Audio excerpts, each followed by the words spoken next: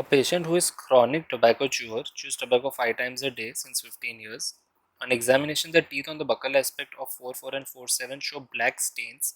The gingiva shows inflammation and redness along with small fungating growth. Excisional biopsy revealed keratin pearls and individual cell keratinization, the diagnosis. So, based on the history, tobacco and ulceration, redness, inflammation, fungating growth, all these are suggestive of oral cancer. Keratin pearl is the giveaway answer. Because of keratin pearls, you can classify as to what kind of cancer this is. The options here are osteosarcoma, which is a tumor of bone and is unlikely in the given situation. Fibrosarcoma possibly, but fibroblasts and collagen, nothing is mentioned histopathologically, so this is eliminated.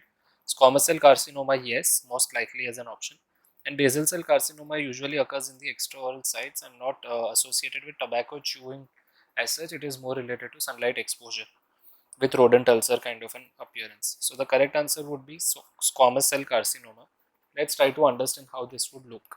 So if the patient reports with this kind of blackish discoloration of the teeth and the gingiva, and there is ulceration, redness on the buccal mucosa, this is a very initial earliest stage of oral cancer, ulceration and indurated margin.